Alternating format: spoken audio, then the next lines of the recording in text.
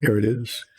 It's Wednesday morning, and that means it's time for relaxing sanding with Dyson Dungeons, because work continues on the fuselage now of the upper fuselage, not the lower inside fuselage, which is already done, but the upper one of the Savoia.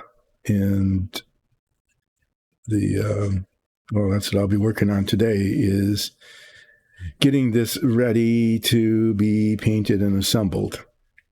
And I'm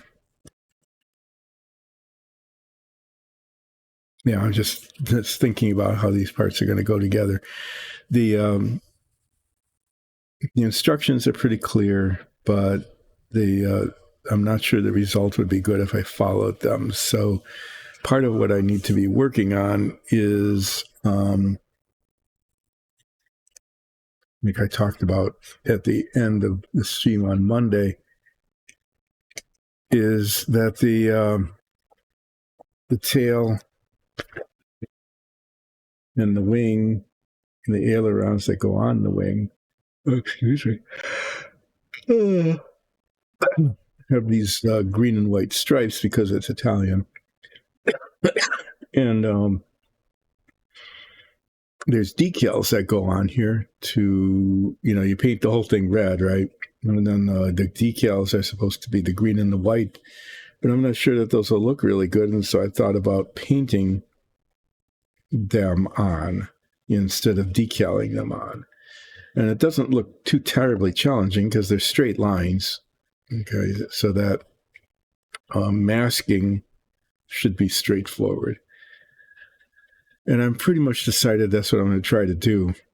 But that means that the order of assembly has to change and the order of painting has to change. And not only that, I need to get the paint because I don't have any green and white spray. Well, I do have white spray paint. I don't know if it's glossy enough. I'll have to look. I got a bunch of white options. I had five different white options for the Apollo stack. So I might have the white paint. I might just need to track down the green if I can get one that matches the color that I want. These are the bits I've been working on here. That's this here, everything but these little support beams that go in late in the assembly.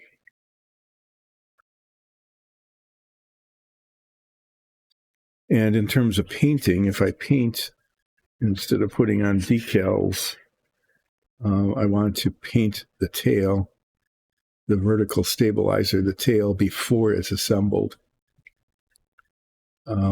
which means painting all of this and hoping that when the assembly comes together that it doesn't mess up the paint.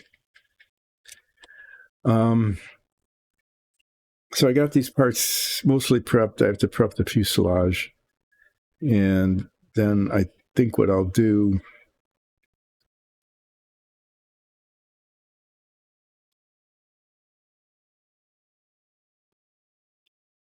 well, this might be a problem. That plan might not work. Because this goes on here like this, okay? And the stripes go up. And this is what happens when building this model thing, right?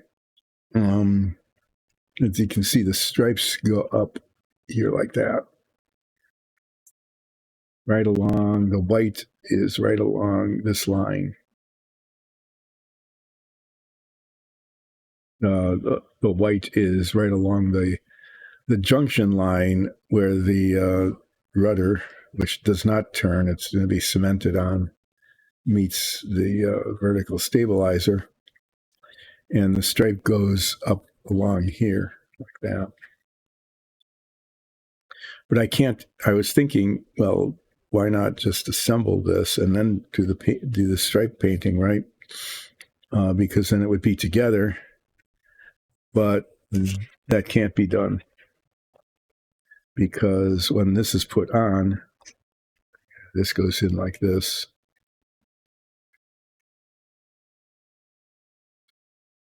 That goes in like that, and then this goes on after that.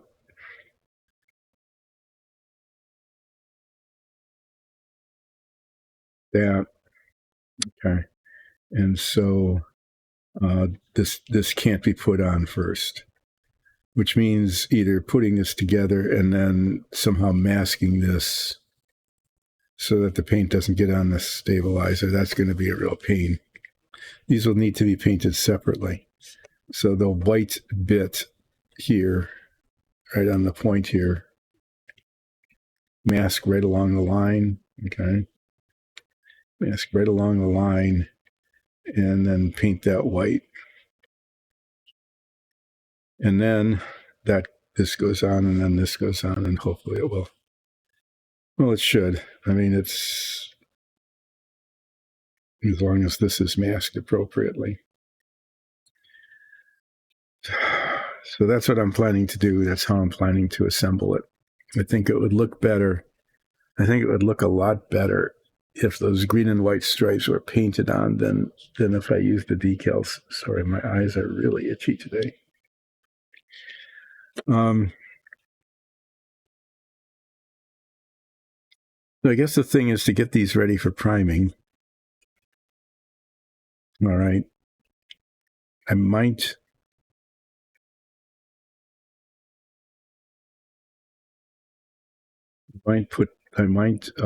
attach this. In fact, I probably will. I think I'm going to cement that on before it's primed and painted. It's just one less opportunity to mess up the paint. If that's already attached, then I don't need to worry about marring the paint when it's attached later. Okay. Oh, well, I was thinking, I'm not sure quite. I was thinking here.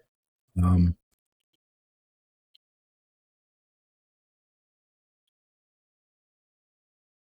was thinking this is, it'd be nice if this could come off so you could look inside to see the detail underneath it, but that's dumb because this whole thing comes off. In fact, that's one thing I should do today is I should see if this actually works. This whole assembly detaches from the bottom part of the fuselage so that one can see all the detail inside the fuselage. So this doesn't get cemented on, it just sets on top of.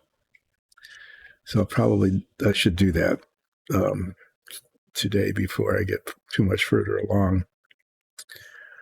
Okay. I'm going to check these parts. I think should be ready to prime, but I'll check them. This, I filled in some holes, some circles, and I need to sand that. I cemented this together, and there's seams that just need to be sanded. Okay. And there's some little attachments for the sprue on this that needs to be sanded and polished. So I'll get those done. And then I'll probably attach that here. And once that's done, then I'll be able to prime all these pieces and get them ready for painting. The inside, this fuselage is supposed to be made out of wood. So the inside of it is actually painted the color of the wood that the rest of it is painted. The bottom of the fuselage, at least. And so that'll all get done. That'll be all brushed on. And then anything that seeps over on the outside will have to be like sanded off because it will show through the red paint. The only other thing about this, and this would be if I were like an incredibly super modeler, is that these here are, I can probably move this down a little bit. tell my director and camera person to focus on these things. These here are the gun ports. The machine guns fire through there, but they can't because they're sealed. And what would be a thing to attempt would be to drill tiny little holes there. I mean, this whole thing didn't have to be open. Okay, it might have been, but there's a lot of plastic there. But there would have been an opening here in the back of that where the machine gun would have shot through. It is very slow. Today is going to be another extremely slow day. It's going to be what's going to be happening, anything at all. As I'm doing some sanding and prepping these for priming and painting. And then I was spending some time talking to myself about how I'm going to try to paint the stripes, the green and white stripes on the tail and the wings and the ailerons. I'm going to try to do that with paint as opposed to using the decals. And then that changes the order in which things need to be done.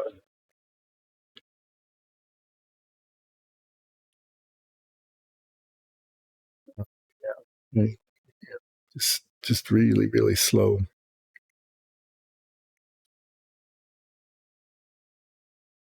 Not quite sure I agree with how this is done. They say they're talking about putting the decals on, and this pretty much says put the decals on before you assemble it. But I think the stripes would look better if when I get around to the wings here, if I attached these before I painted them. Just a thought. The other news today is that I have another appointment. I have had a bunch of those this last week or so. And so I need to wrap up at noon today. They're going to go until 12. Take these off, have some coffee, and I'm going to start doing something, I guess.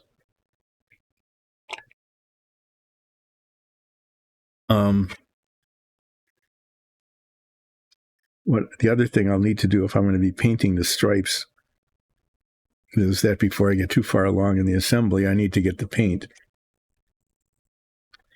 And that's okay because I've got the Porco Rosso minifig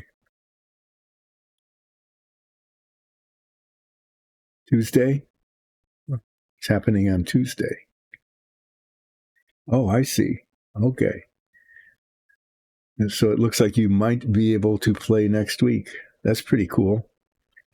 Congratulations on that.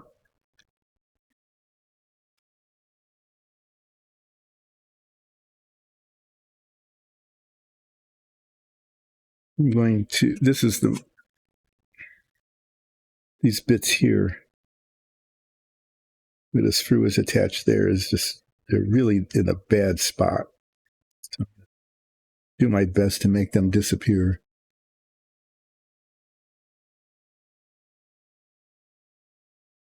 Irish Toulon.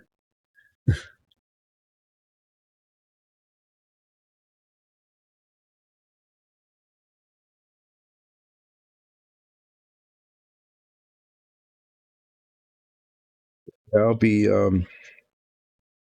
stopping at about noon today. And then I'll be back on Friday at 10 and will. I see. Okay.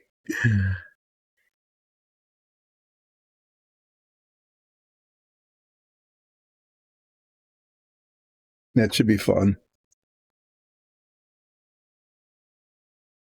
That's a good word, shenanigans.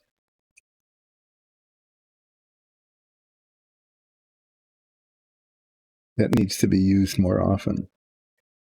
That and hijinks. I think one of the Star Trek series with Captain Pike.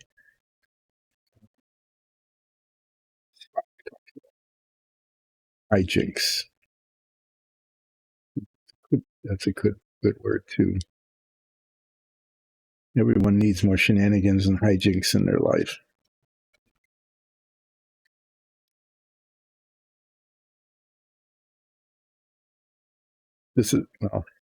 Sanding this down is going to take a really long time if I can't hold the sandpaper in place. I'm using the really fine grained stuff, the fine grit, because I don't want to get scars all over, and I'll probably end up, even that changes it. I'll have to just like slightly sand the whole thing like that when I'm done, so it doesn't show later.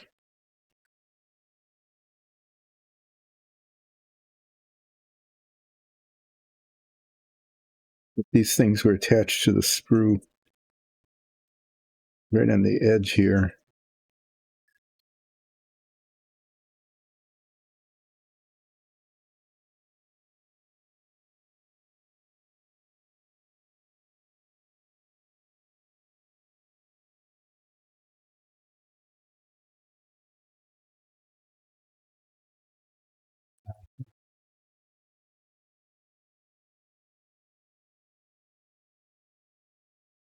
And how did the toy get broken? Imagine her reaction is dependent upon the way that the toy got broken.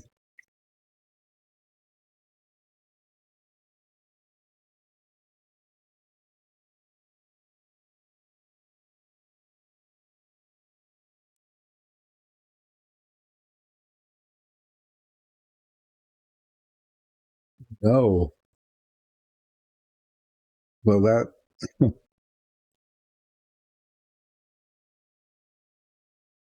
Did she confiscate the toy? Did she take it away? Just saying you did not deserve to have this? Or is that just, or would that be giving away the story too much? But I imagine she was, okay, just really did that thing, did that trick to really disturb him. Yeah, you talked about that earlier.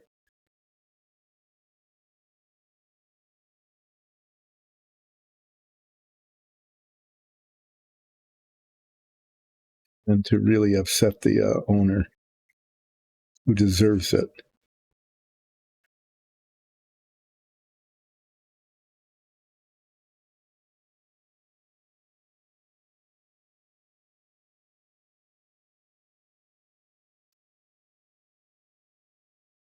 I knew this was going to be slow because I was being really careful with the sandpaper.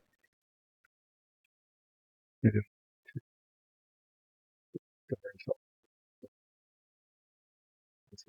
is like ridiculously slow. And I've got 2 more to do.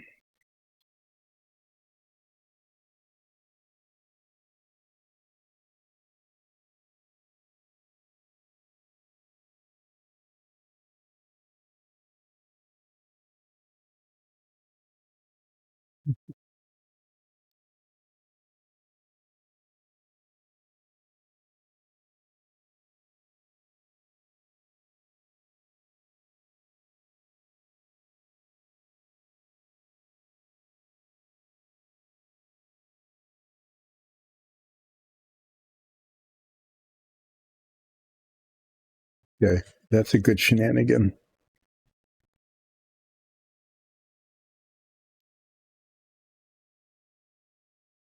Reminder to not abuse the toy in the future for sure.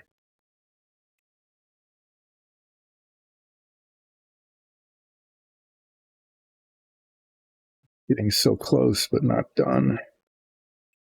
It's always annoying when it is like 95% and the last 5% takes.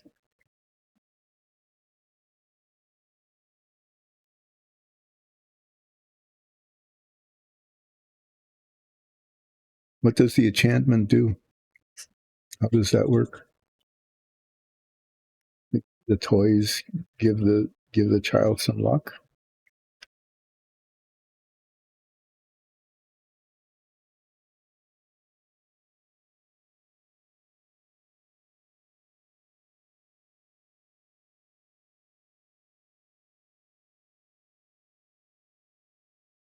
Mm-hmm. Okay.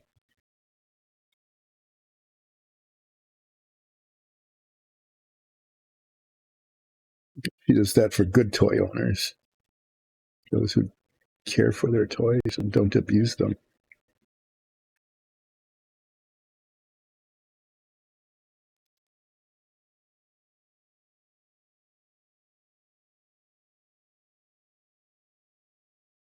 A little bump there. Sometimes I use my fingernail because you can't always see it.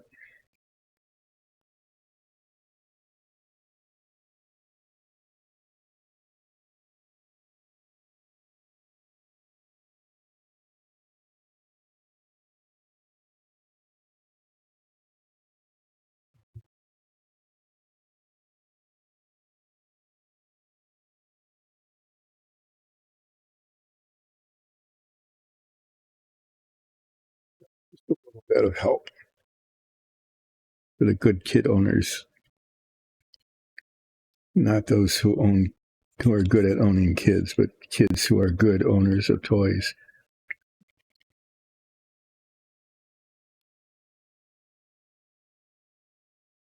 This is taking forever.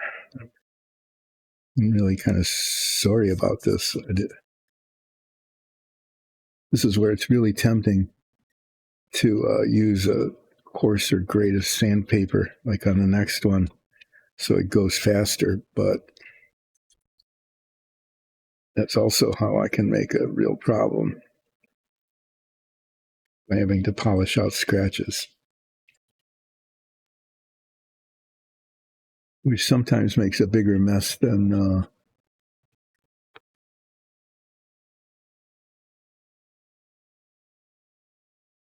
polishing out the scratches. Is just having scratches is a bigger mess than just spending a lot of time rubbing away at it like this. It's getting close now.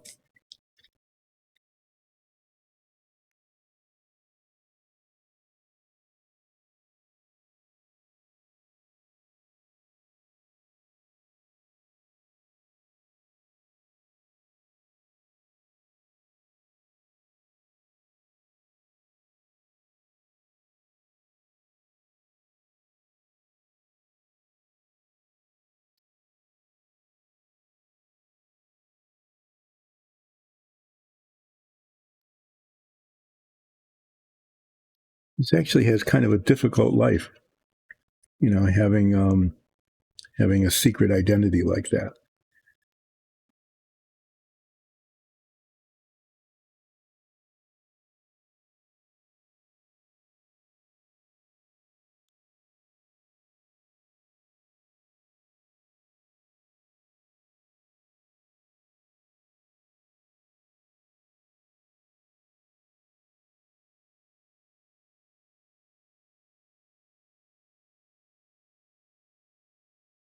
So I like that she keeps the secrets secret.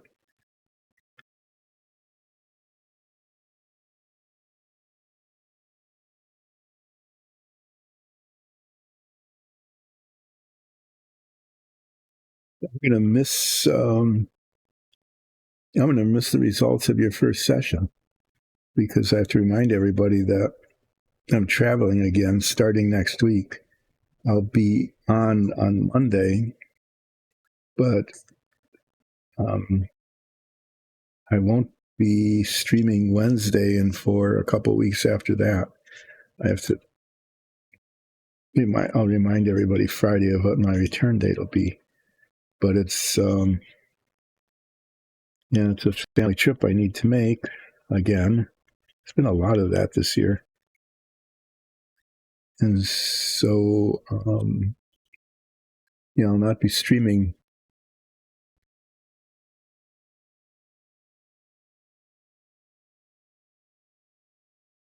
Thank you.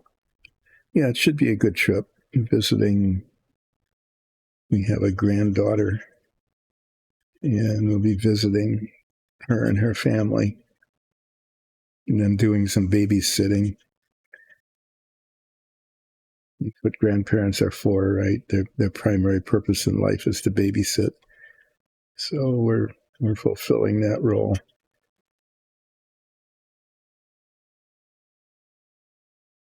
Oh, it's gone. This is to the point where I'm just saying, you know, is it good enough? And then it's not quite. And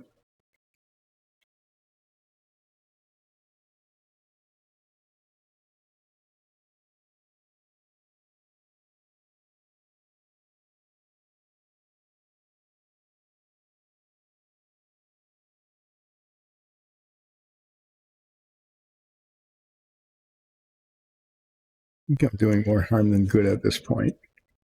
I'll move on to the next one.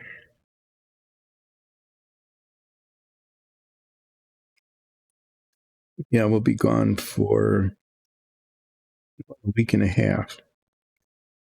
I'm trying to remember the date we get back. I can't.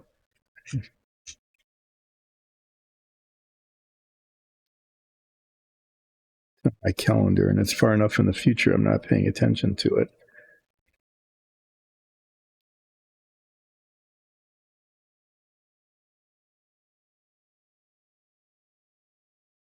But on Friday, I'll let everybody know when I'll be back so that people can come back to the stream.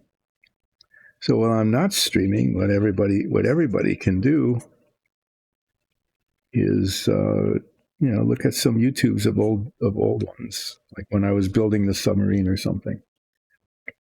That would be a good way to just to remember that this is still here.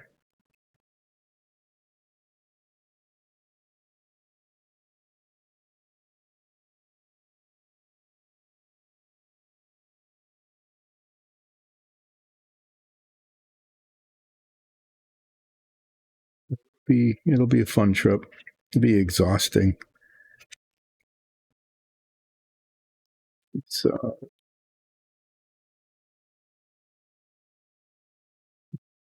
3/4, right?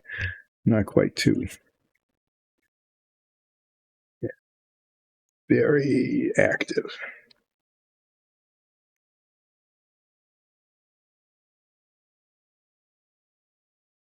Runs around, hardly ever walks. It's always running.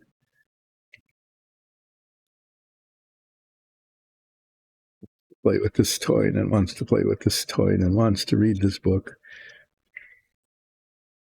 Kids at that age can be a lot of effort, but also amazing how fast they're learning things. So watching them grow up, picking up their talk, starting to talk and manipulate objects and learn how things relate to each other.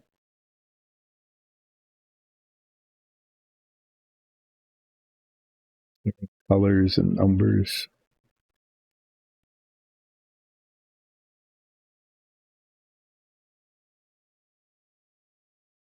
Ah,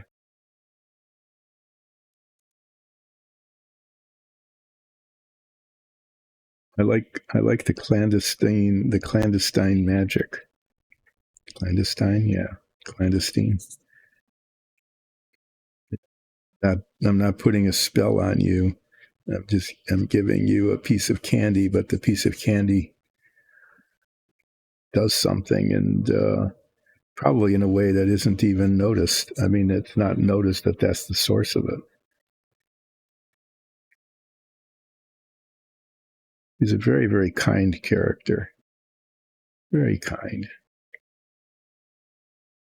And also quite careful. Okay, now there's one right on the nose. It's so dumb.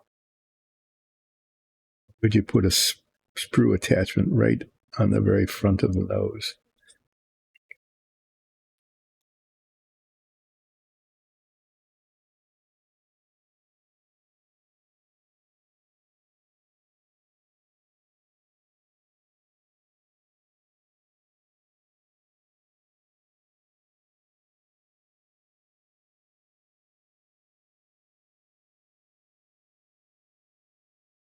Mm-hmm. Well, I know. Of course it would be. You give a kid a piece of candy and they say, "Can I eat this?" You go, "Sure." It's gone.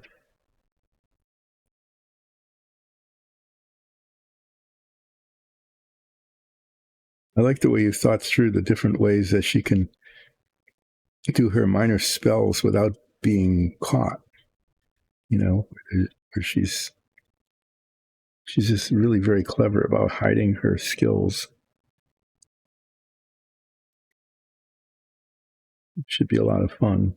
So you might have more than one session uh, done by the time I get back.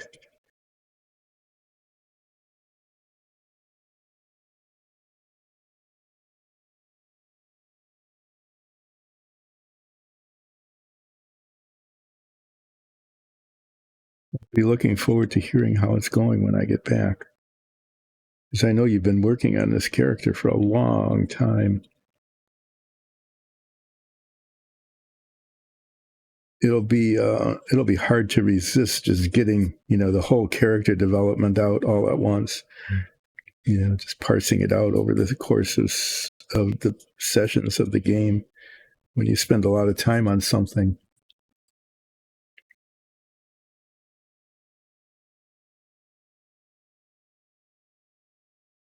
Mm-hmm. That'll be fun, and I hope the players really are into the role playing part. That's what makes it really fun. Is not just that they bring characters to the game, but that they are the characters in the game.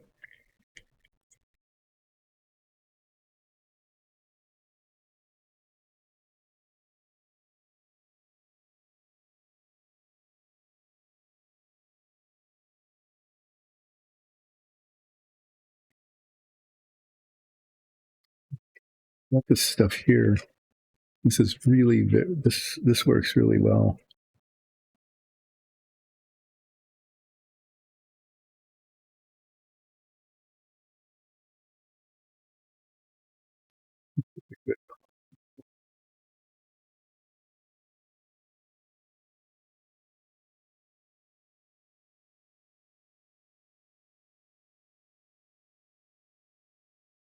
Still see it a little bit, but I can't feel it, so I guess it's okay.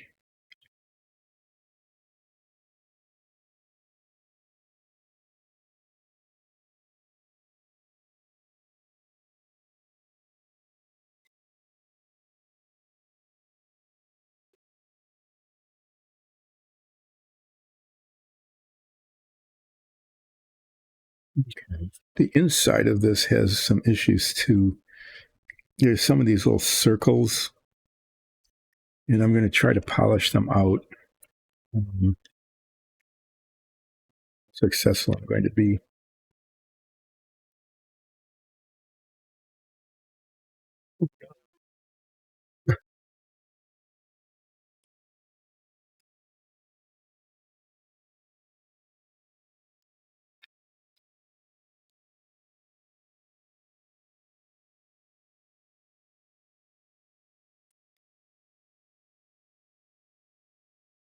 Just going to try to make these circles a little less obvious. At least I'm going to try that anyway.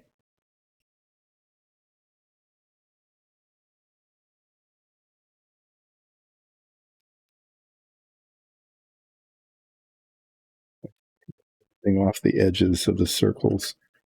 There'll still be an indentation there, but I'm hoping it won't be obviously a circle.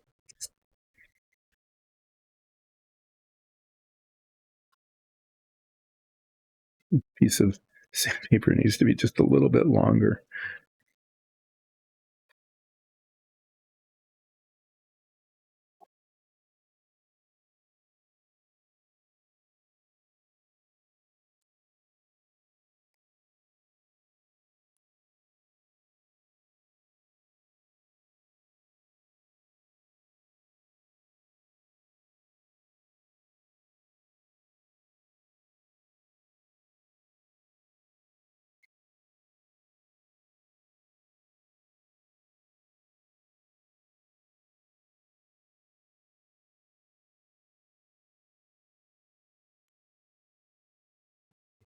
today.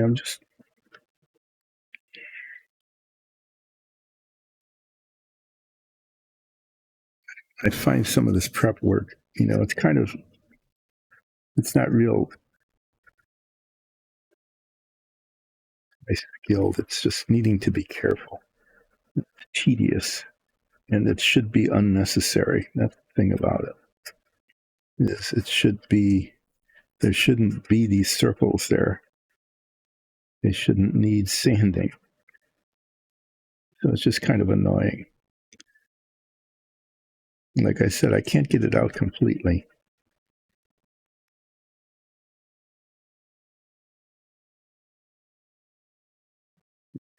Sleep away.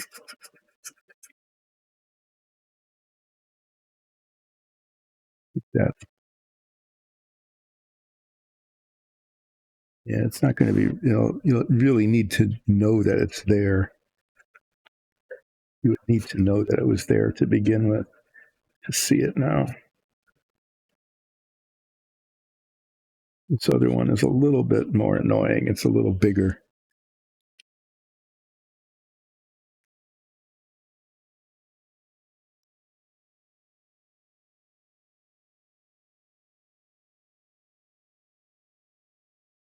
Yeah, it is, because you think you spent your entire life believing something and then finding out that it's not the case.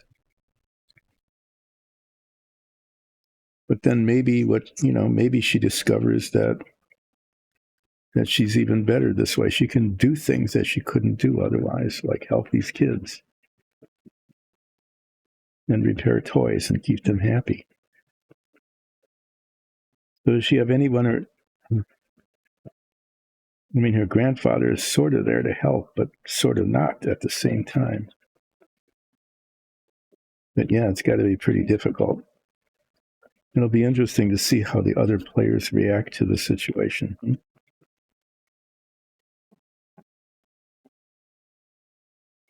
Have you not met the other players yet? I mean, not the other players, but the other characters.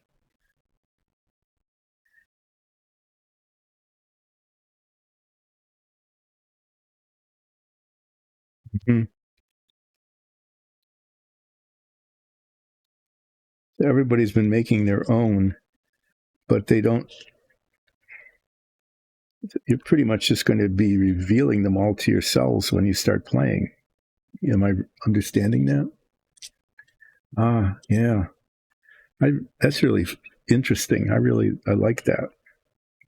I mean, that really is an interesting approach to have your characters just, you get to meet them in the game, just like you would, like real people would meet each other.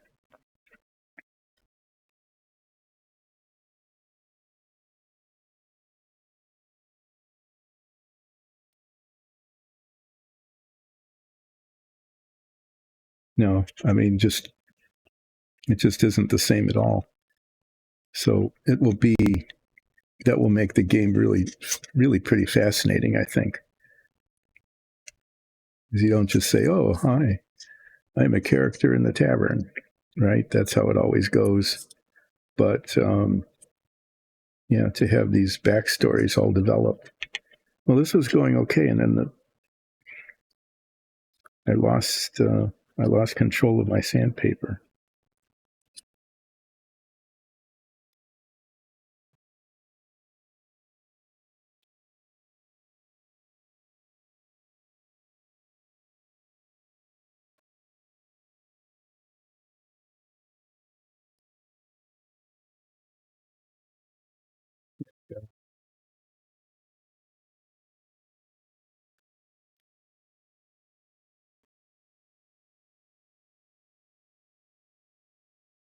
This one's pretty large and deep. It's taking a while.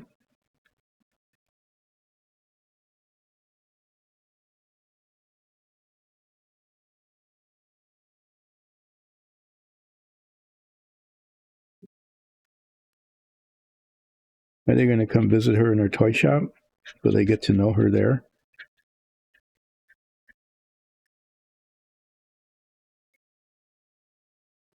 That part of it, but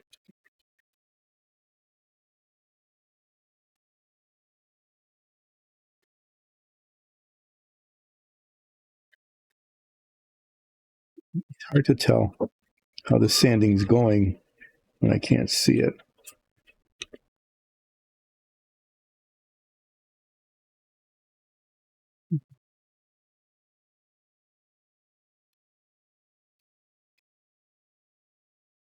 The back end here needs more work, not this part, the part toward the tail.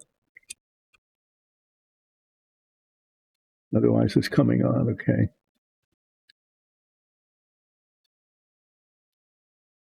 Mm-hmm. Yeah, I mean, it makes sense if they would meet her where she is right there.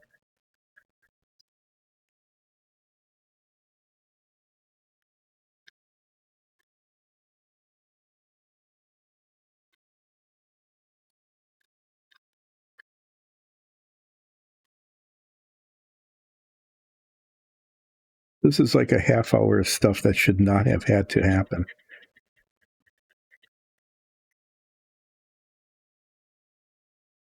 I wonder what, master modelers do about these circles.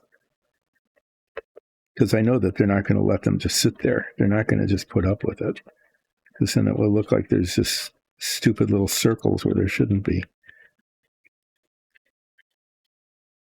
But so sometimes I wonder if, people who really know what they're doing, they do this for a living, kind of, what they do about it. My guess is that people who really are good at this, and do it a lot, have Dremel-like tools, tiny, tiny little mini Dremels that they, with really fine grit and polishing things, that would, this would take like 3 minutes instead of 30.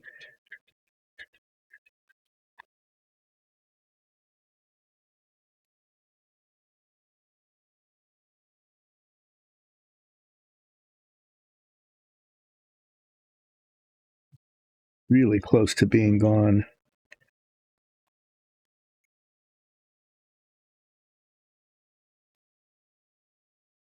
But yeah, they'd have tools that had just the right abrasives on it.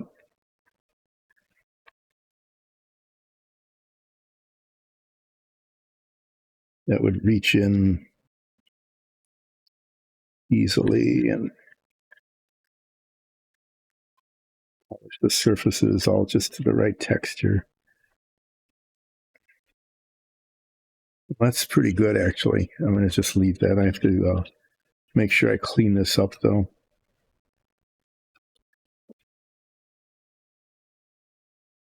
That's going to be painted a matte color, a flat color, so I'm not as worried about having to polish it as I would ordinarily, although I am going to spend just a little bit of time rubbing it with this.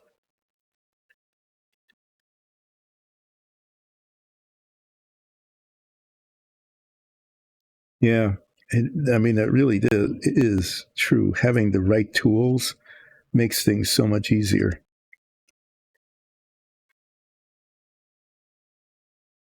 If I were to be doing a lot of these, more than just a couple of days a week, kind of, I would be looking, well, if I had a budget, I would maybe look at getting something like that, to go to the hobby shop, the local hobby shop, and ask them what they've got.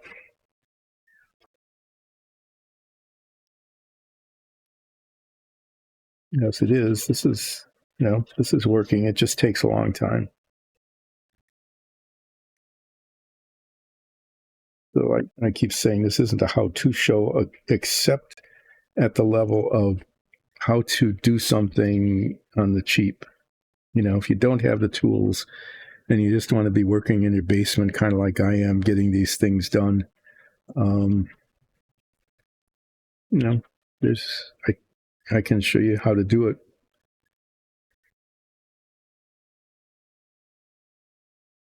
What was the rule?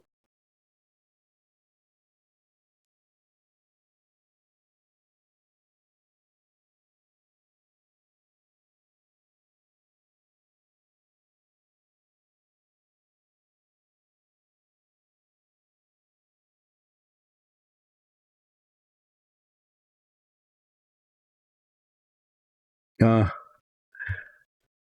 that is a good rule. I know there are sometimes situations where you buy a tool and use it once and that's it forever.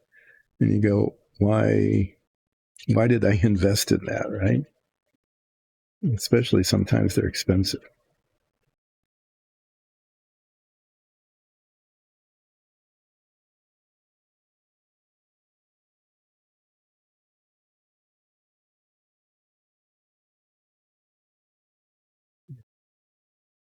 So I know that this is a good investment. This little piece of this wedge of balsa wood. This is a control surface for a radio controlled airplane, like the trailing edge. You'd hinge it up here. Like that.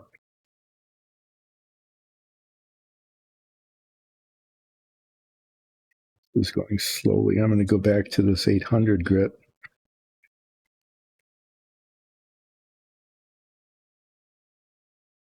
This actually gets sort of covered over by this piece here.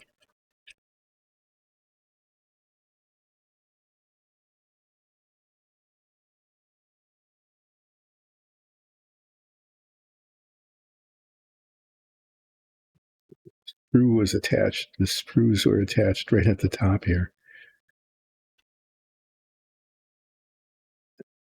So, don't. Yeah, those are really bad in terms of. It's really bad in terms of not being even. And having this little lump there.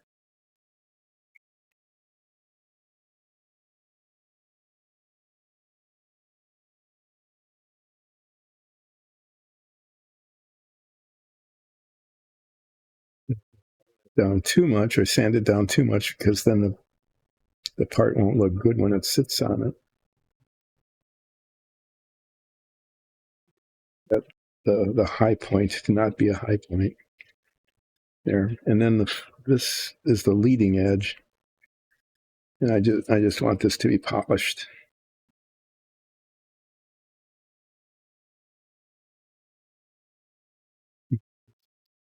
That's about.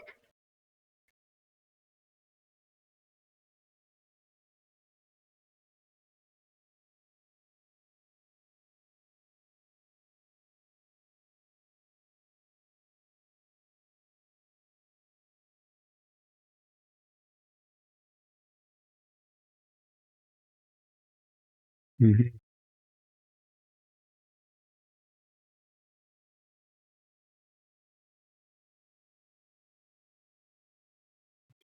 Got this good.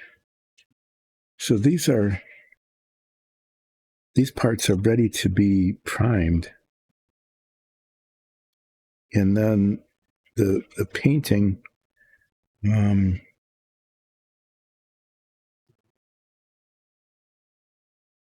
If I'm going to be painting the stripes on these, if I've got the white paint, I can go ahead and paint the white stripes on these guys. This will be painted red. The inside of this is all brushed painted, the wood color, and it's still so tempting to try to drill out the holes, little bitty holes there, or where the guns are supposed to shoot through. I might even actually try that a little bit. I'm going to see if I've got a drill that might do that without messing things up.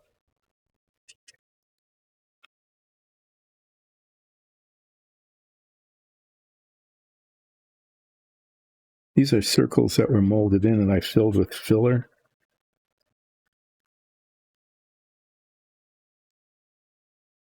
Make them look like they pretty much have gone away. The compound I use it dries really hard, which is great because it polishes to a nice hard even surface, but it does so very slowly.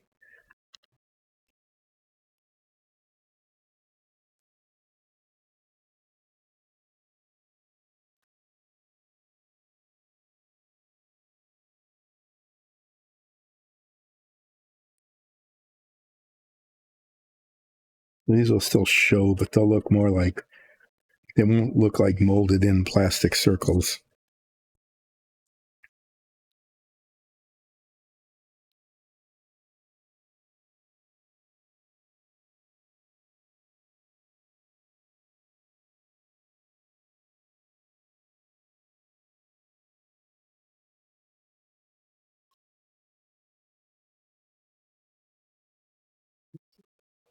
Put it in about an hour here.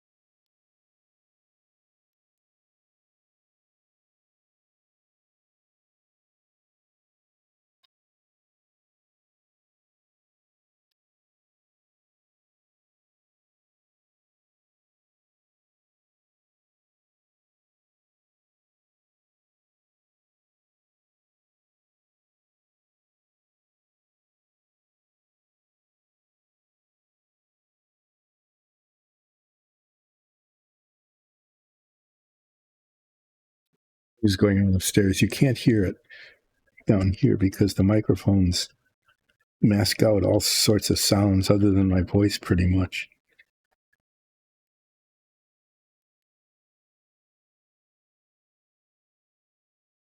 Doesn't sound, at least there's no screaming or screeching or anything, so it's not bad, I guess.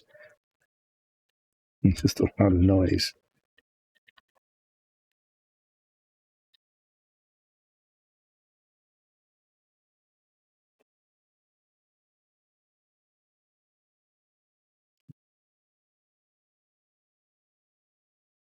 I could see this. Wish I could see it better. What I'm dealing with here is I really want to put this piece on before I do the priming and painting. Okay. But once it's in, I mean, it's much easier sanding this now, as you can see, than if it's inside the fuselage.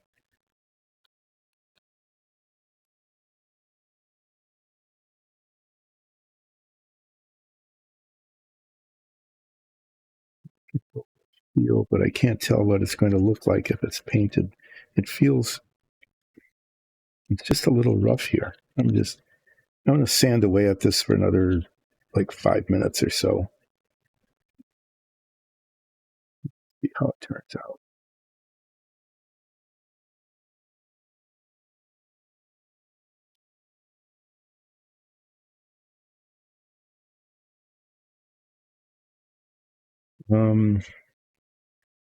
Yeah, so the sequence of things, be a little, because I'm going to try to paint the stripes on. Since I'm going to do that instead of using the decals, the sequence of this is going to be, not according to the instructions.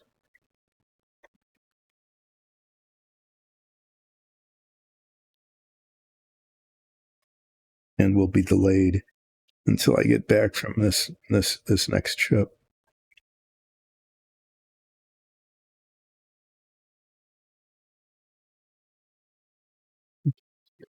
Feels okay.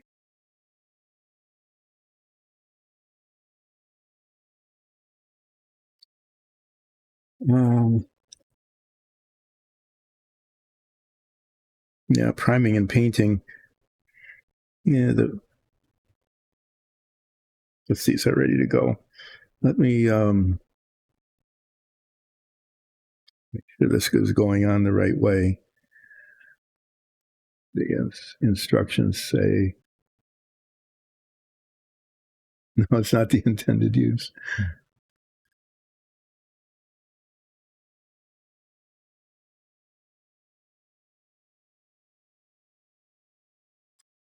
Oh, I sat tennis. Yeah, I'll be here until noon today. Because I have an appointment I have to go to, and that means I have to leave early. But I'm continuing to work on the Savoia. I'm getting along. There were some Actually messed that up a little bit. Yeah, I was attempting to get rid of the sprue mark and I indented the side of the plane. Hope no one notices that. Okay, this goes on here like this. And I'm going to cement that on now before I prime it so that the priming and the painting is all integrated into that piece. The inside of this fuselage is supposed to be made out of wood. I mean, the real plane, it's made out of wood. And so the inside of it is painted the color of wood. And after I prime it, I'll be brushing that on. And my experience with the lower half of the fuselage was that needs to be like 3 coats in order to get it right. And then I need to make sure none of it's on the outside because the red paint is translucent and it will show through. It makes sense to put, I don't know why that hatch is on separately. I mean, why wasn't that molded in? And it doesn't go on until the very, very end. I'm very confused by that. I mean, I understand why the canopy's not on, but why this little hatch here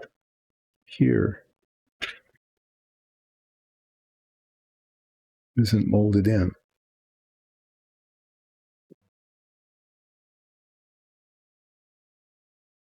Right over the machine guns.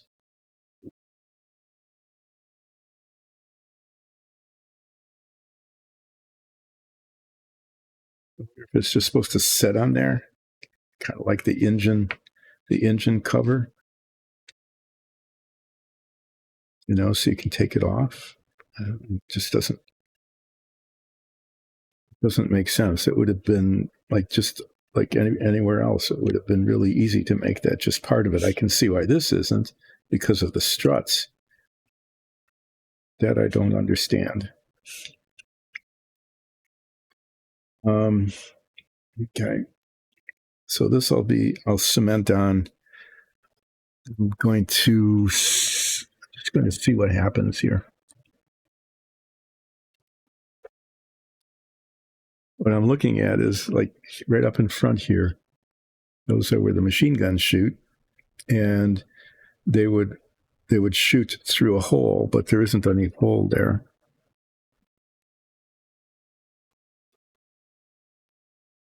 And this is probably a foolish thing to even think about doing, much less attempt. I want to get my teeniest. I've got this little pin drill here. Is my teeniest drill.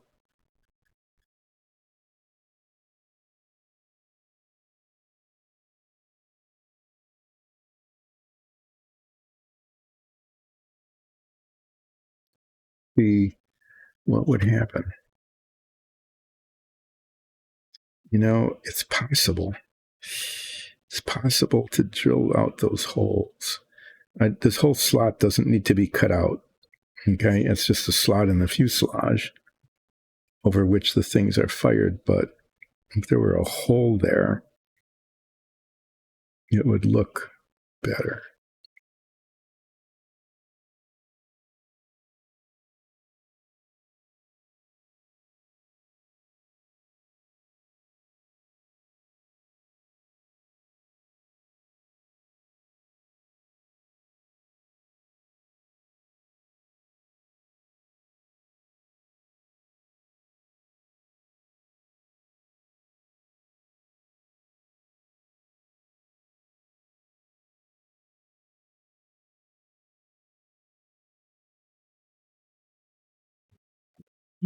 It is drilling. It's cutting through.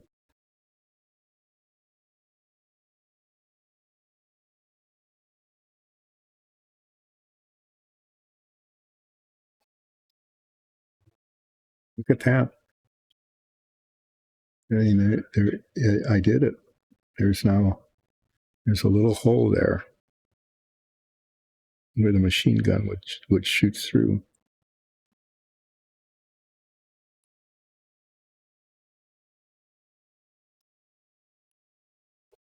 I can do it on the other side too. Let's find out.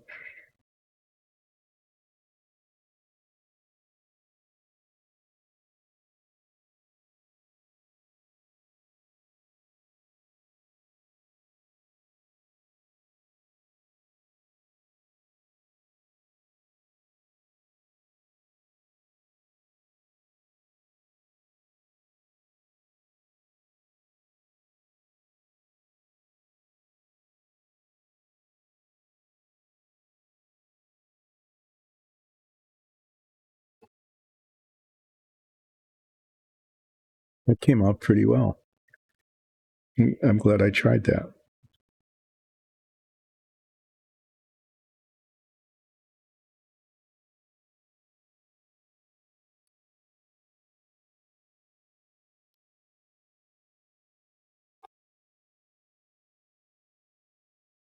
Suppose, one way to look at this is that the entire slot should have been cut out. But that would be that. I don't think that would be a good idea to try that. But there are holes there now for the machine guns, and that makes sense. Oh yeah.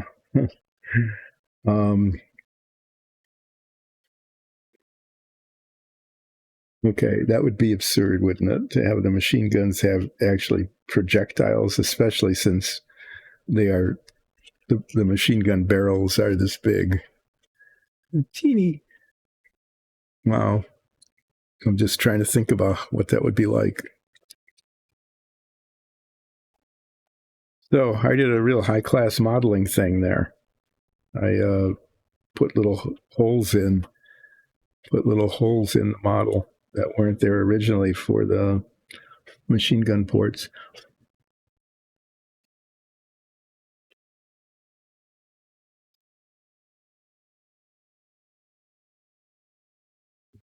I'm going to cement this on. I don't see any reason not to. I don't see. I mean, it's going to get cemented on. I don't see any reason not to do this before it's painted. And then if it's in there, it'll make painting the inside of it. I mean, it'll just be a whole lot easier.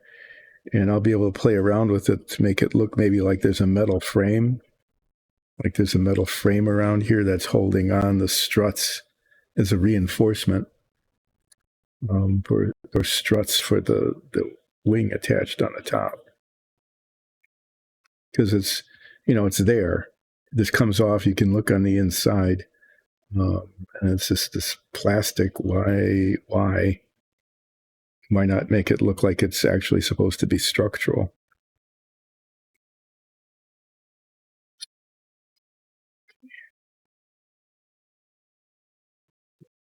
And then this way too, if there's some issues with the seams with the cement, I'll be able to fix them.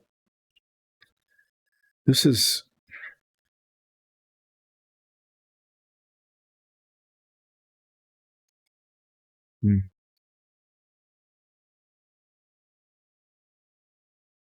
thing with cement is always, it's always a really issue. Oh, that's the fuel filler. That's really cool. I mean, the detail is so precise on here that they even put the fuel filler cap on, and it's even hinged. There's a latch there and a hinge. I'm impressed by that. Before I go too far,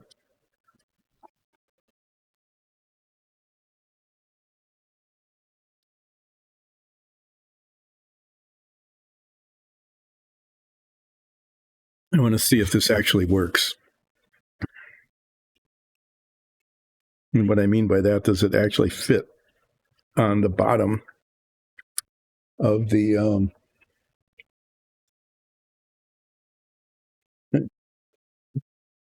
it might be a pretty good mosquito hunter.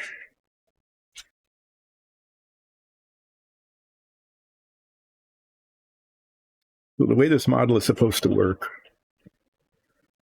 there's the engine that goes on the very, very top. But the way this is supposed to work is that this is the fuselage. Okay. The bottom of it. It's a flying boat. Here's the machine guns. You can see that, even mosquito hunting would be difficult. So this is supposed to fit over the top.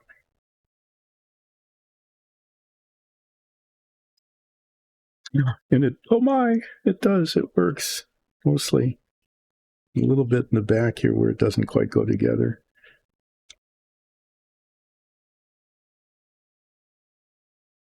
It doesn't fit perfectly. It's a little warpy. Okay. The gaps show. I mean, it fits pretty well considering how it's designed. But yeah, it's supposed to go like that. And then you can see the inside of it. That's where the machine guns are. They're supposed to shoot out the front there. And there's a hatch that goes over to allow you to add ammunition. And this, there's the filler cap there.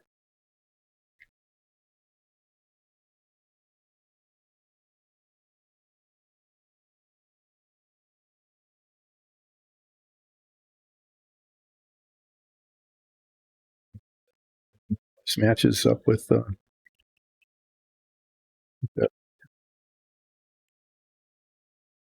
been fun if that opened up, wouldn't it? And then there's a little hatch that goes over this, and I'm not sure why it's not molded on. Okay, well, I mean, it doesn't fit perfectly, but it works. So once this is put together, you can remove this and see the inside of the plane.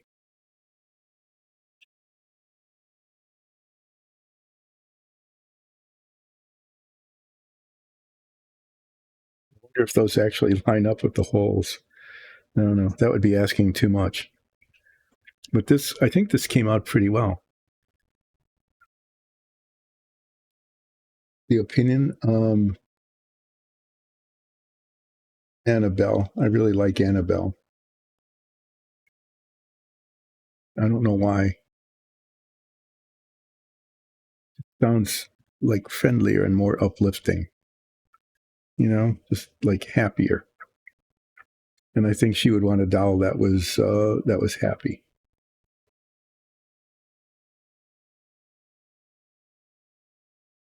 Yeah, I like that too. I mean, I noticed that it's Dolores.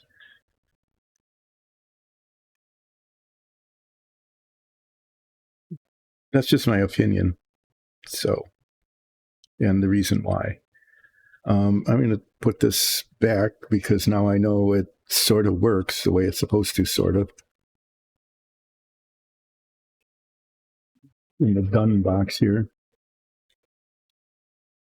Oh, she is cursed. There is that going.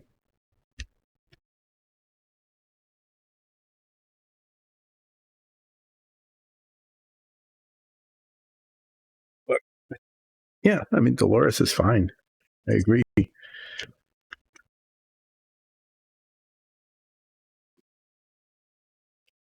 just got junk all over the place now. And I just put those in the wrong place, making it even junkier. I'm doing a dangerous thing. I'm reaching over my coffee mug. I have in the past spilled that.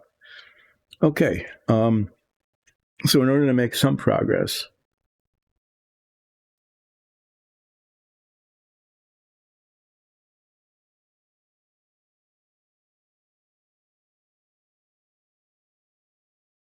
yeah, because you don't want your Annabelle to be confused with the cursed doll.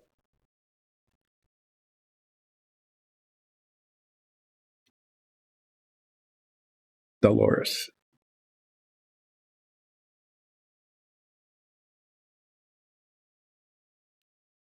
Well, I'm going to put her on here for a bit. Let me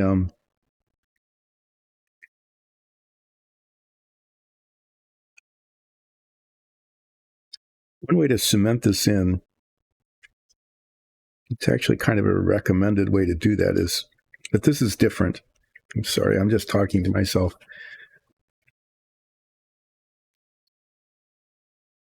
Oh, Brogger, hi. How are you doing today? And thanks for joining in.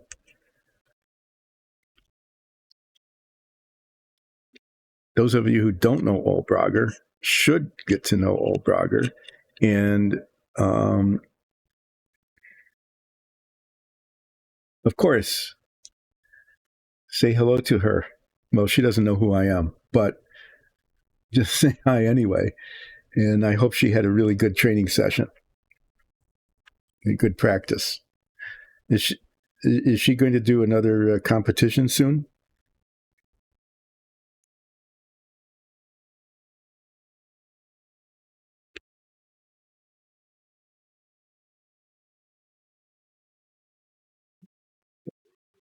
Training to be a figure skater.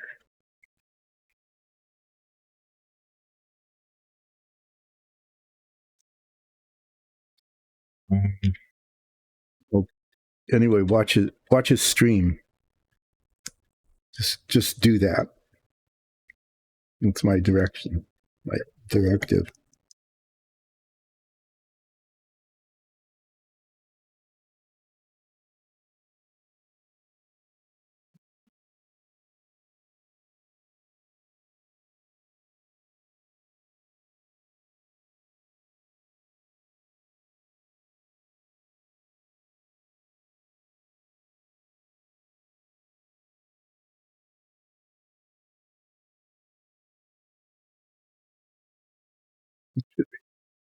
This works more like a contact cement than it does like a welding cement. Oh no. Okay. Okay, she's got a lot of work to do then between now and the end of April. I hope it goes well.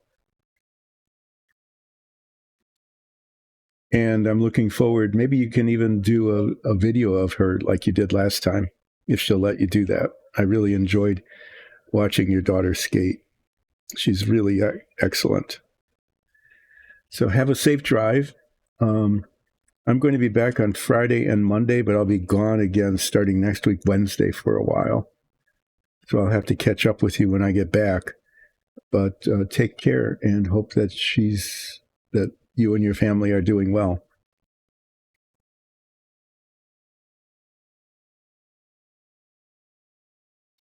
Well, this will go on without making a mess.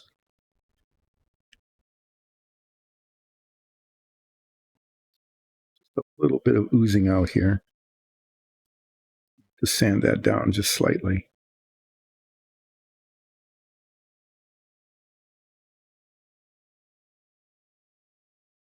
There. It's really tempting to touch it while it's still wet.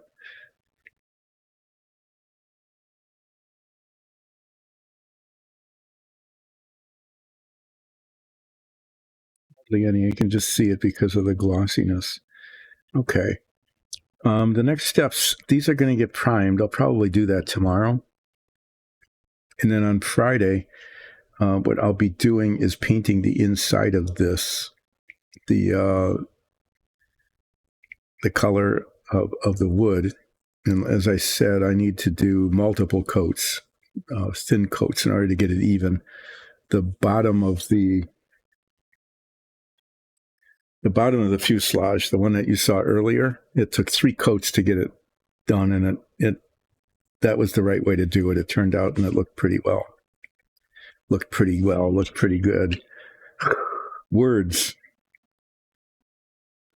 And once this is primed, then I'll paint the inside, the fuselage, and the horizontal stabilizer.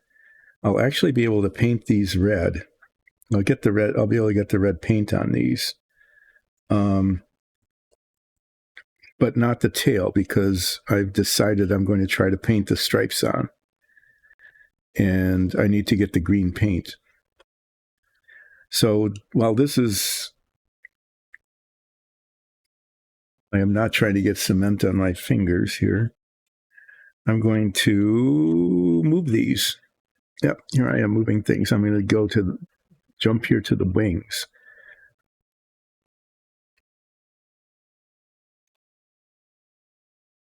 And I should be able to get these wings cemented together today too. And then I've got the ailerons and the floats. Okay, these ailerons that go on the ends of the wings here, and the floats that go underneath the wings. And those need to be cemented. And then especially these, the seams need to be made to disappear. I need to be cautious though.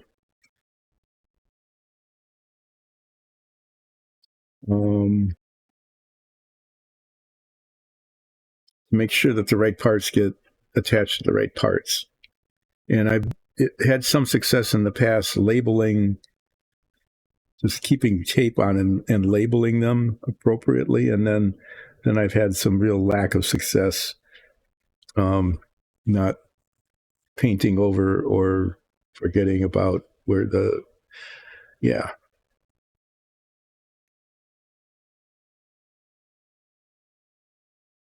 I just need to make sure that they go in the right places because they're not interchangeable.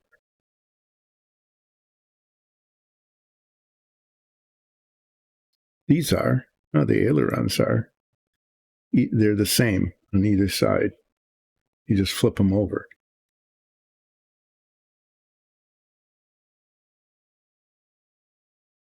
They're not. No. They're not cemented together. They're separate pieces. Okay, those need to be labeled too. And then they need to go into the correct location. C9 on the left wing and C10 on the right wing. It's like the floats become interchangeable later. Well, first things first. These wings, the sprue attached to the leading edge of the wings, highly visible place, really a mess, needs to be sanded off, filed down, sanded off, cemented together, the seam filled in, and to animate her. Yeah, it kind of does, doesn't it? There've been a lot of animated doll movies, horror movies. You don't want to get too cliche. That's a good point there. It might become appropriate depending on how your game goes. You know, there might be a time and a place where that would be appropriate. It's hard to say though. So this was just like the horizontal stabilizer in that the sprue actually goes up into the leading edge of the wing. And even if it was sanded flat across the top, there would be a bump. So that all needs to be, unfortunately, a lot of time spent sanding that down. I'm just filing this down. It goes fast, but almost too fast, right? I'm sanding it down to the point where I feel like I'm not going to mess up the part itself. And then I'll use the sandpaper, which will be much, much slower. Not slower, longer. It'll just take longer. So what I might be able to do here today, depending on how the time goes,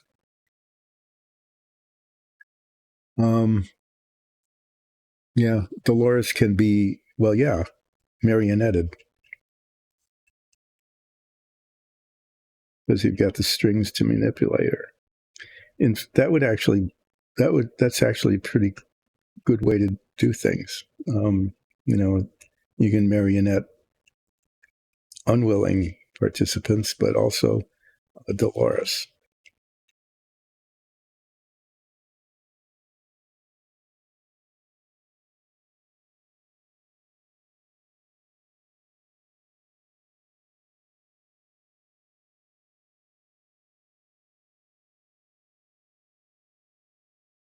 It's so tempting to just use this file right down to the surface I want and then try to polish it out, just knowing that isn't going to work.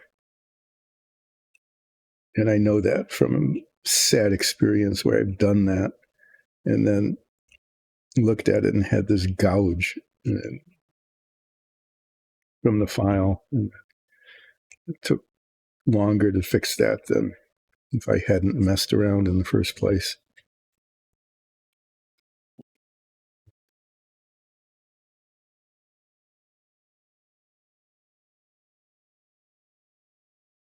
Yeah, so it would give the effect of being an animated creature without actually having to do it, to create to animate it, to use magic to do it. It seems more consistent with your character's personality to use the strings to do it.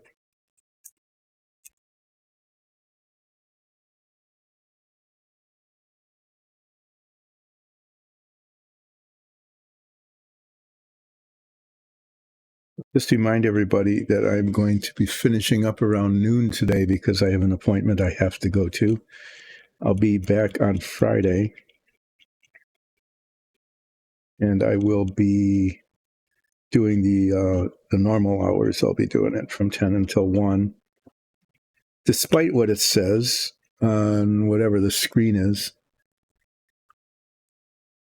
Oh, great. Thank you. Are they in Discord?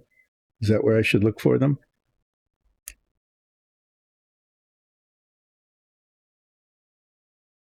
Okay, I'll do that. Have a safe drive.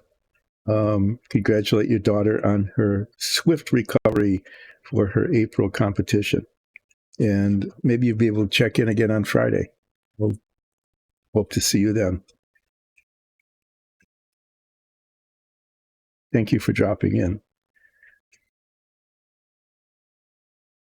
Mo Brager has been really a helpful person. And if you haven't been watching his show on YouTube, you need to, because it's pretty amazing. You should, especially some of the older things, built a D&D table, and I mean, just amazing modeling stuff. He's very, very skilled and does things with materials, just odds and ends and scraps and stuff sometimes. It's pretty incredible. Okay, I'm not feeling real brave here today with the file. So I will be doing slow, tedious sanding.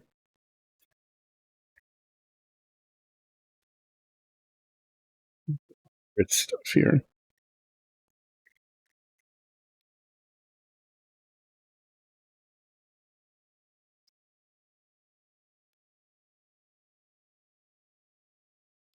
Oh, really? You've got a drawing? That's really nice.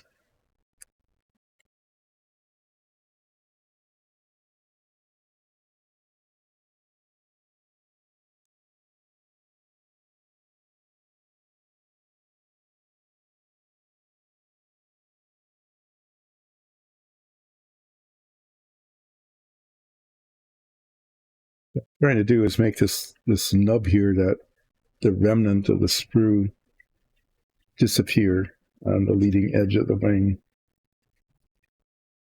I'm not going to make it like 100% disappear, because these two pieces get cemented together, and the leading edge will have a seam from the, where they come together, and I want that seam to have disappeared. So I'll finish sanding these off when I finish off the leading edge of the wing. Part of that is that I noticed that with the fuselage, as I'm sanding this off, there's this danger of putting a little indentation in the wing here, that I'd sanded a little bit too far. Oh, really? Do it with her holding her umbrella? And that's really cool.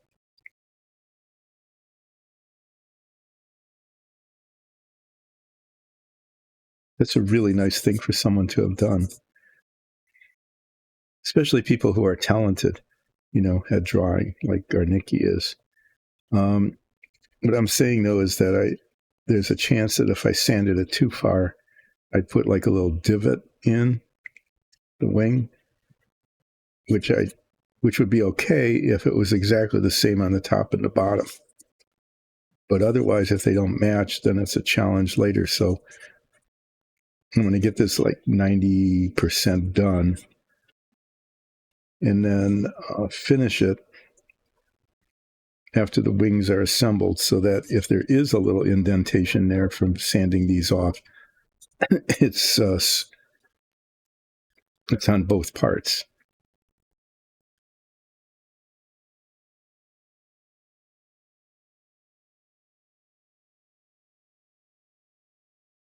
The thing that's most annoying about this is how it comes up on the edge.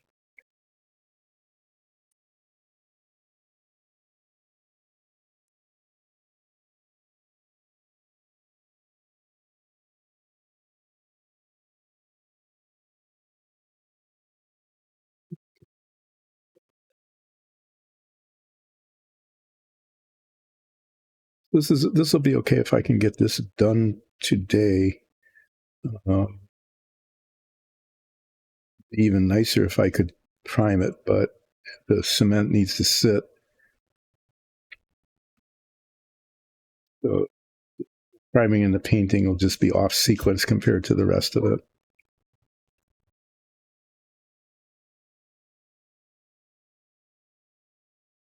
Not sure how far I'm going to get on this before I leave next week. I guess I'll find out. I'll find out on Friday and on Monday. And if I'm just sitting around waiting for paint to dry or cement to set or something to be delivered, if I can get the right color green for the stripe.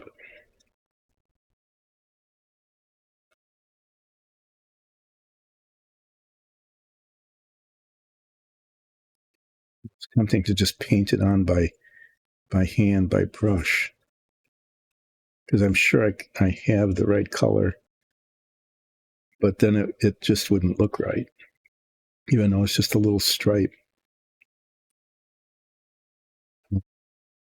Masking works really well with spraying, with spray paint or an airbrush, but it doesn't work that well with brushing, on hand brushing.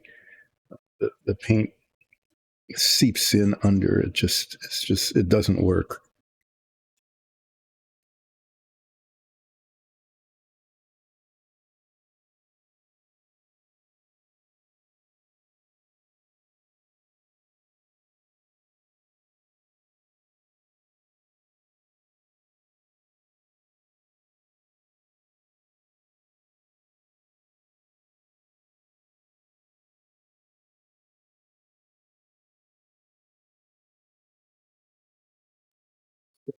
We'll try to find the right color spray paint, but I should just go to the local hobby shop. I need to buy brushes anyway.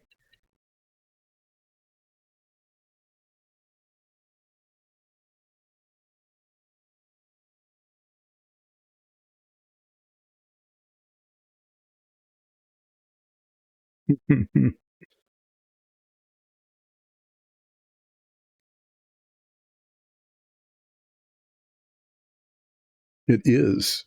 Sometimes it is. It's like watching paint dry, watching grass grow, but watching paint dry has been a feature of this stream and of the hobby too. Sometimes, you're painting like a minifig or something, and you have to wait for the paint to dry on one surface before you can paint the next because they're next to each other. You don't want the paint to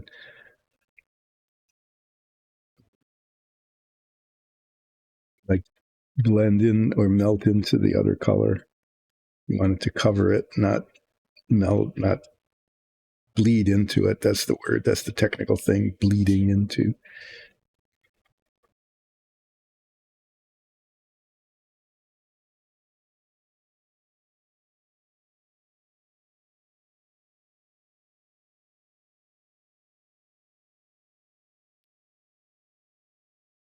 What is this? I mean, watching paint dry is more exciting, I think, than watching the this, sanding down these little bits. This is so important to do this, though.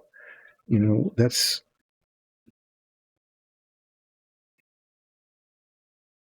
when you're 10 or 11, it's just not that big a deal.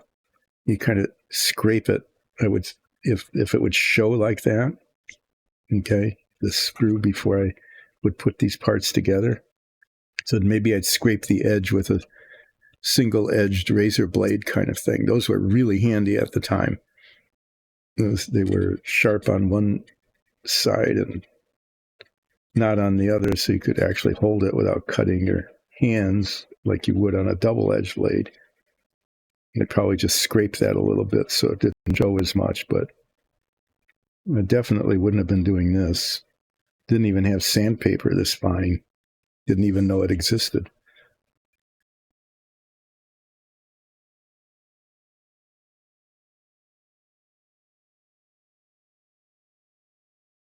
But it looks really ugly if it's not cleaned up like this.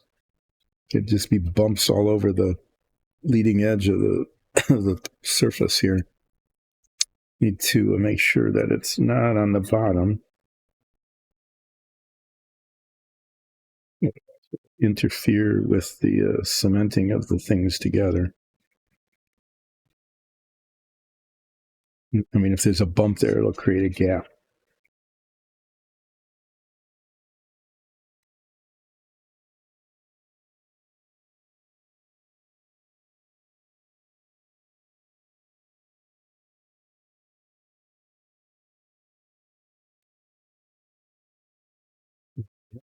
Sanding it too much will create a gap in it by creating a depression.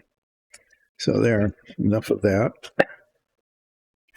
Move on to this one, and then test fit the parts. What's going on here?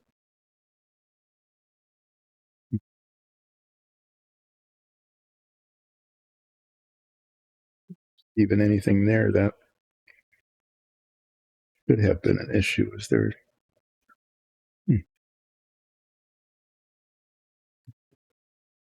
Pay attention to that after the cement is set. The plan here, the objective, the goal. Yes, these just the little things that I'm finding as I'm trying to make this look good is just just things that you can hardly even tell are there. Once it's painted or cemented together, they're really important in how the thing turns out. So even though this is tedious and probably not much fun to watch, if anybody is watching this, thinking, no, maybe I'll learn how to do, make my models look better, because this is really amateur level model making. But if you're an amateur and you just can't, if you watch master modelers building something and you go, that's terrific that they can do that, but I'm not going to be investing $900 in Dremels and tiny little saws and stuff to build models. I can't do that. But I like my models to look pretty nice, better than I would if I just slapped them together. This is a making do with what you've got. Like, go to the hobby store and buy a piece of balsa wood like this for practically nothing.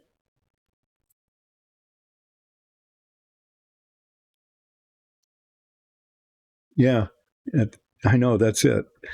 In doing something like this, it's like, I know it's there and I know what I did. And the whole point of it was to make it invisible, so that at the end, someone's looking at it and it's not even there, and they have no idea what it took to make something disappear. Or got parts to fit that didn't fit, like on the submarine. Just, where they were off by 1/8 of an inch. I actually saw that. If you ever see one of those Renwell submarines put together, they sell them on there. You can look them up on the internet and see pictures of them, and they sell them on eBay and stuff. But the periscopes, the tubes didn't line up. They came through the conning tower, the sail of the submarine, and they didn't line up with where they were supposed to land in the control. They were off by 1/4 of an inch, which was a real problem because, the way it was put together is they were already assembled in the sail, in the conning tower, and they were perfectly vertical, aligned. They were lined up nicely and everything, and all of a sudden it's off. What I ended up having to do was I carved a channel, an 1/8 of an inch channel into the thing in which they landed, so that they didn't line up with the piece underneath, but they weren't tilted over either. And I know it was a flaw in the model itself because I saw one that was built. Somebody was selling one that was built, or they had a picture of it, and the periscope and snorkel tubes and stuff were tilted. They were just off at an angle, just like they would have been had I not manipulated that part in the control room. Mine are vertical, but that was a serious design flaw in the model. I don't remember it being there when I built it as a kid, because I built one of those when it first came out. I don't remember that being a problem. So I don't know. Maybe it wasn't in every kit, but it sure seemed like it. I had 3 kits that I used to collect the parts I needed to make the model, and it was an issue in every single one of them. Otherwise, the parts fit together pretty well.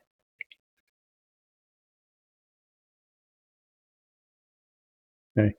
So just as a warning, after these are cemented together and I clean up the seam along the front, these little protuberances here are still going to have to be sanded off, and it's going to take quite a while.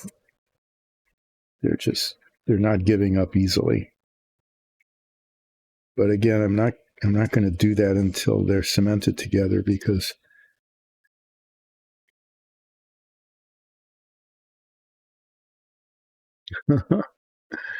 yeah, you should, when you're watching this stream, you should always be slightly worried.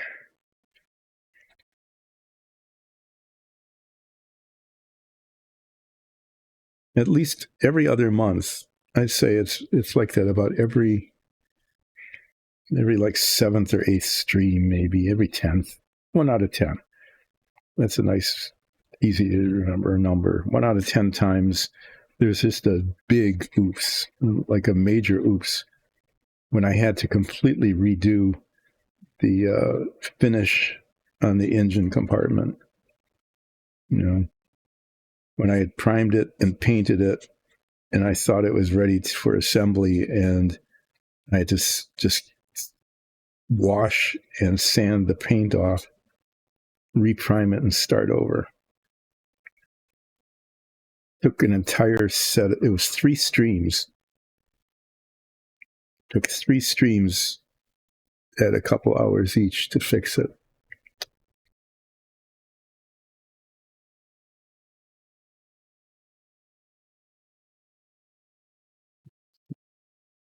It's a big oops. Put off what I was hoping to get done by over a week. Okay, I think these are to the point now where I can test fit them and see what I'm getting into in terms of cleaning up later.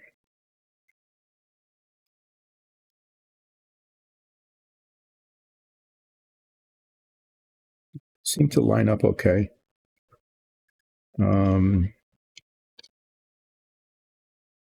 Yeah, there's going to have to be cement all the way around.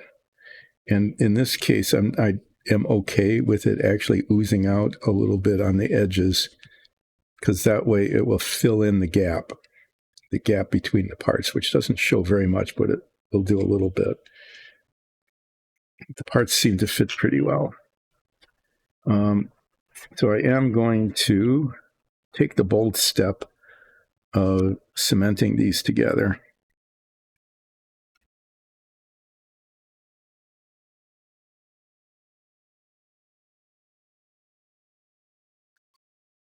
Oh no. Unavoidable destruction in 6 days. No, that's just your challenge. That's yeah, that could be a DM thing. Is you get total party kill your first session out.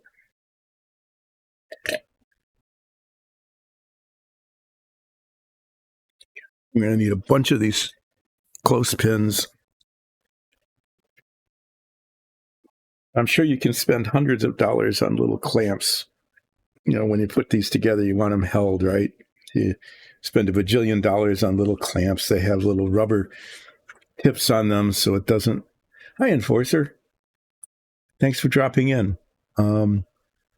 Just to let you know ahead of time, I have to end by about noon today because I have an appointment that I have to get ready for, and it's like a half-hour drive to get there.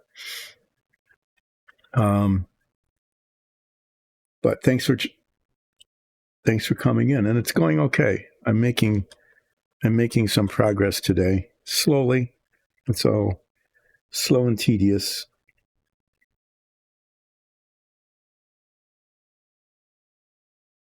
Oh, these are big pieces. This goes on forever and ever.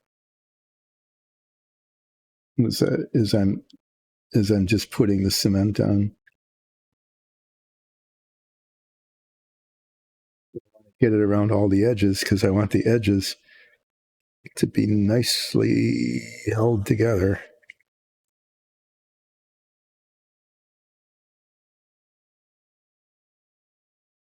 It'd be easier if I could see things.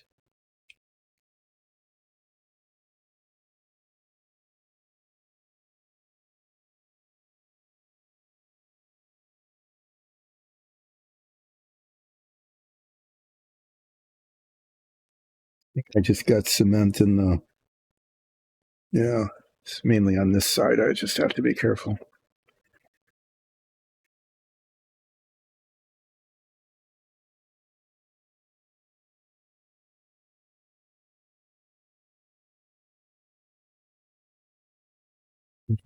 I should turn the parts a little more frequently.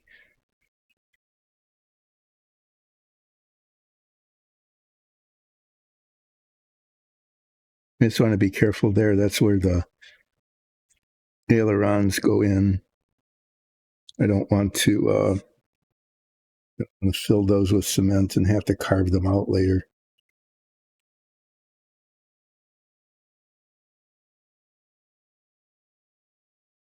This applicator is, it's not perfect, but it's way. Hope I didn't mess that up.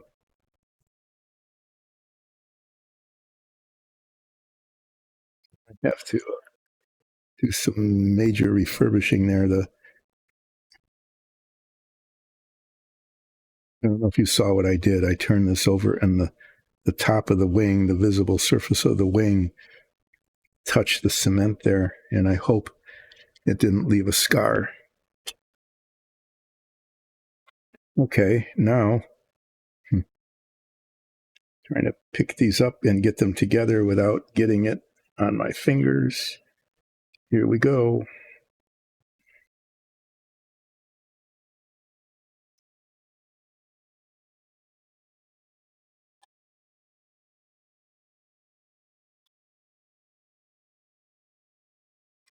It's a matter of lining it up and getting these clips on all over the place.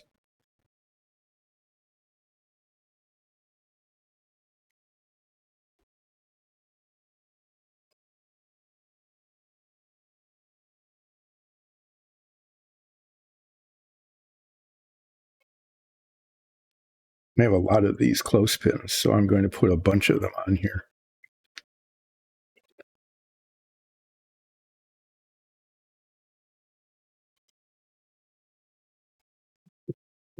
Everywhere.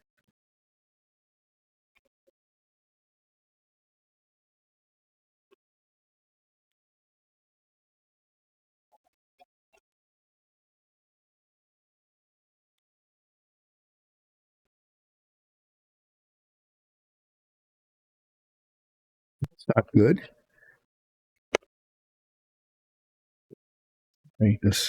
I thought I had this, but it's not lined up. Seriously, not lined up. Holy cow.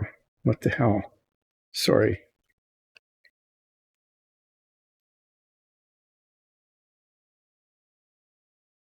That's not good. Not good, not good, not good. Come on, let's go. I'm off by like a 16th of an inch, and I didn't see it.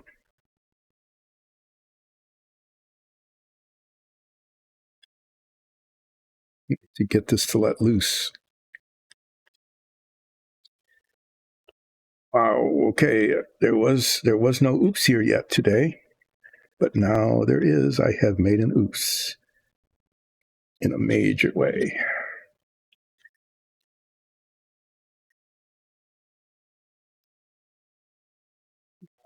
That was something.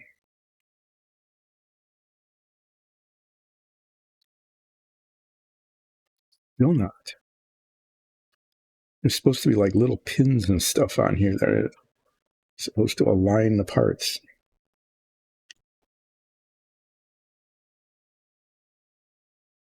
Well, you are seeing right before your very eyes the kind of thing that can go wrong that shouldn't. I'm really glad I caught that as quickly as I did. That was a major disaster in the making, because the parts were unaligned by at least an eighth of an inch. Now I've got I've got some real fixing up to do here.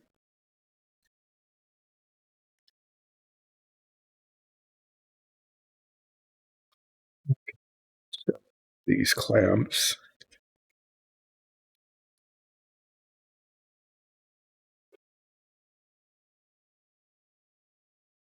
Hope that this will hold, having taken it apart and put it back together, which is not a very good thing to have done. But I'll find out on Friday if it's holding or not, and if there are major gaps that need to be filled.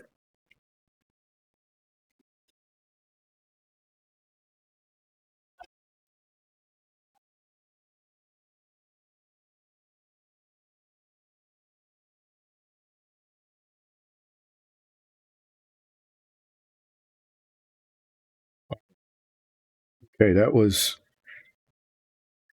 a potentially a humongous disaster that I caught, I hope, just in time to have kept it from becoming a humongous disaster.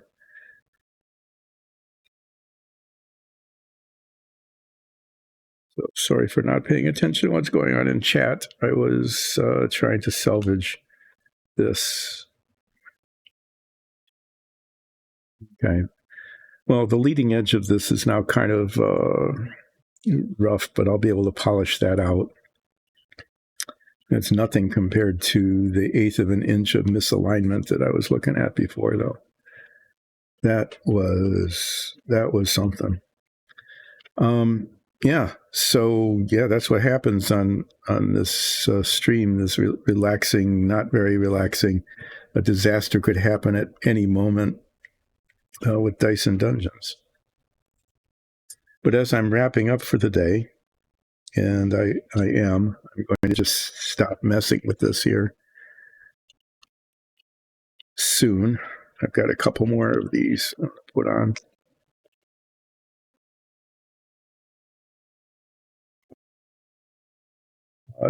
just remind everybody that Dyson Dungeons is a group of family and friends that runs a Dungeons and Dragons show. And you can catch all the old episodes on YouTube or listen to them as a podcast. And our characters are just a lot of fun. They're really amazing. And I think you'll enjoy the show quite a lot if you can catch it. In the meantime, I'm going to cover this up.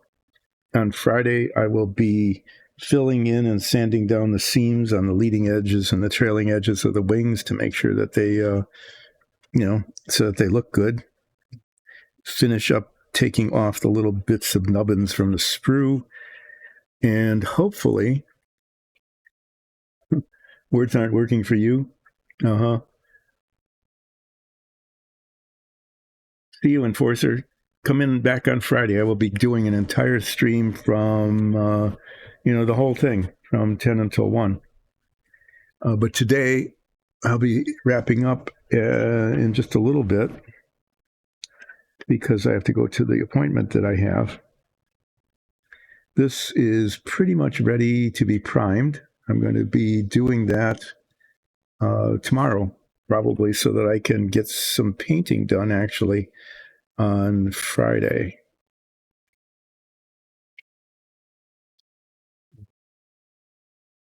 What am I talking about?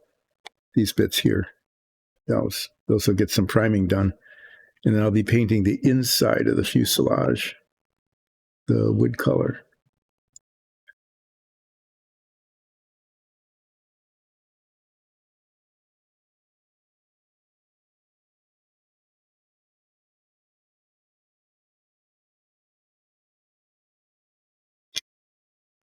Okay, but I do need to wrap up. My alarm is going to ring telling me that I need to finish. I got a little bit of sanding to do because some tiny bit of cement oozed out here. I just need to clean that up a little bit after it has set tomorrow. And be moving along very slowly. And the rest of the time on Friday, when I'm not watching paint dry, which I will be doing, I'll be watching paint dry on Friday. I'll be either starting to work on the Porco Rosso minifig, or I might start tackling this guy, which is me. This is my character, my desk size display model of Ulseth Ralph, the Furbog fighter.